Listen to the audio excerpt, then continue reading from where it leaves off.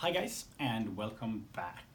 Our mission, your life should always be on your terms. So whatever it is that you want out of life, that's what we want for you, and that's why the platform is here. And today I want to talk about why deliberate practice beats talent any day of the week, every day of the week. We all heard the phrase saying, oh, he's so talented, she's so talented, blah, blah, blah, blah. And most of the time we don't even think about it. It's sort of an old, ancient thing from Greece in terms of that some people has talent and some people don't.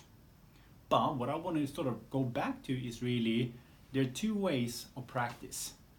Regular practice, deliberate practice. What happens normally is that yes, there is a difference between some people and others in terms of innate talents. In a sense, some people grow taller, like me, so when I'm growing up, if I start do like high jumping, surprise, I'll be better, most likely or very, very likely, than my friends who might be a head shorter than me. So what happens? I do my high jumping and I'm pretty good at it, so I feel good about it because I'm pretty good. Or at least it seems so, because when we're measuring the height, I'm always jumping higher than most, right? So people say, oh, he's so talented, he's so talented, he's so skilled. Am I really talented or skilled? Or is it just so that because I'm starting out and I have some innate talent, it's easy for me in the beginning? So what happens to my friends watching me saying, shit, I'm never gonna jump as high as he can? Most of them will quit, won't even try. Or they will try a little while and they'll say, it's so hard, I'm never gonna make it, I'm never gonna be good enough. So they quit. Regular practice, you train, you become better, you become better, you become better, but it goes like this.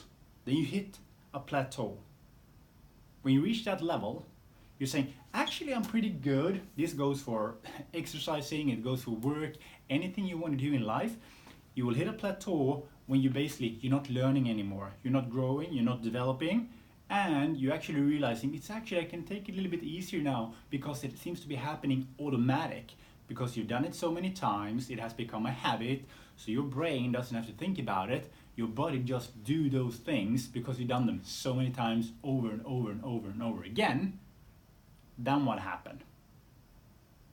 We become relatively passive because we become comfortable, because we reach these levels like, actually it's quite nice here, I'm pretty good, I'm not gonna be the best, I'm not the best, but I'm pretty good. Which leads to passivity, conformity. The majority will end up there. If it's work-wise, training-wise, anything that you do, most people will improve, hit a level, and then they'll say, it's getting too hard, or I'm not making enough progress, and they quit. And especially if they're looking at someone else, say, oh, that person is doing it so well and seems to come so naturally, so easy. So people quit. What they do is, hey, I don't want to push myself because maybe I'll look stupid, maybe I'll look like an idiot, maybe I'm not good enough. What are other people going to think? I'm this short, I'm saying I'm going to become a high jumper, no one's going to believe me, and what are they going to say, what are they going to think? And people freak out about the FOPO, fear of other people's opinions, and that stresses the shit out of people. So it's better to step back into the little box of conformity, stay inside, be nice, do like everybody else, and behave like everybody else. But that's when you start having anxiety, regrets, guilt, potentially even depression. Maybe one of the biggest issues we have in 21st century is quite depression. We're not feeling very good on the inside, many of us. So we need to break out and do what we want to do. But what happens is, if you use and do regular practice, you go to the gym, you do this shit, you'll hit the plateau saying, I'm a pretty good high jumper now, I'm pretty good, but he's even better, or she. Yeah, there is a Swedish athlete called Stefan Holm. He's 181. This high. He won the Olympic gold medal, high jumping. And he's even jumped 2 meters, 40 centimeters. Anybody who saw him initially was said, is he gonna be a high jumper? He's way too short. You should be closer to like 2 meters. No, but what he did was not the regular practice saying, okay, I'm gonna do some jumps today, gonna do some running. No. That's the regular practice. That will take you to the average level on the plateau, and you won't feel very fulfilled or nor satisfaction. You'll feel it initially, but then it's going to disappear very, very quickly. So what you need to do is having deliberate practice, which is very, very different from regular practice, because when you practice deliberately, you look at everything. You look at the big picture. You have your big vision, you have your goal, and you won't let anything get in your way. And the way you're practicing is that you take everything into account, not only maybe jumping, you take into consideration, if we take this example, what you eat, how you eat, when you eat, how you sleep, what clothes you're wearing when you're warming up, when you're exercising, what you're drinking, what kind of exercise you're doing, and obviously go into the nitty-gritty details of most things. You won't leave anything untouched, because if you're going to become the best in the world, or one of the best ones in the world, you pay attention to the details, because the details are the things that makes the difference. So what's the difference between regular practice, deliberate practice? The deliberate guys or girls, they know where they're gonna go, they know what they want to do, which means it takes hard work, it takes a lot of focused work. So if, again, it doesn't matter if it's sports or if it's work or whatever it might be, interests. It takes time, focus, energy, hard work, and there's going to be a lot of obstacles, because you want to be constantly improving, like we talked about in the other session. You're using like the smarter technique, which means you're evaluating, you're reviewing constantly, feedback, back and forth, back and forth, back and forth, because you want to improve. So if you just do the same thing, like running your 10K every time, you don't do anything different, well, your time is going to be more or less the same every time, because you're not improving. So a person who is deliberately practicing, they will look at everything they do during the whole race or the whole 10K, prior to, during, and after. They will review, and adjust and adjust and adjust. Push and push and push, which means it's mentally exhausting if you work mainly with your brain. It's physically exhausting, which means you can only stay focused for so long. But what happens is, of course, if you do push yourself all the time, when it's hard, when you want to give up, when nothing is going your way, and it's challenges all the time, most people, they just quit, say, ain't for me. But that's the difference between the average person and a brilliant person. And we can all choose if we want to be the average person, be okay with conformity and comfortable, or we can decide to shine and do something different with our lives. But why then would people do this? Why would you push yourself like that? Because if you do or use regular practice, what will happen?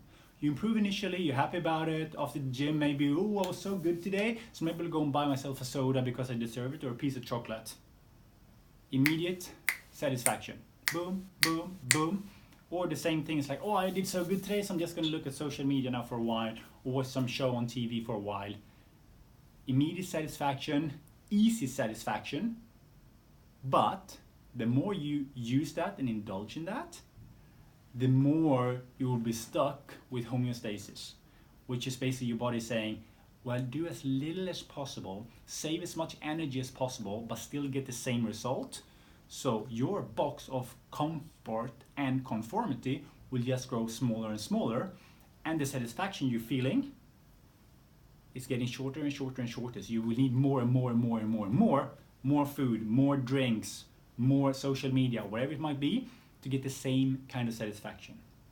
The difference is with regular practice versus then deliberate practice.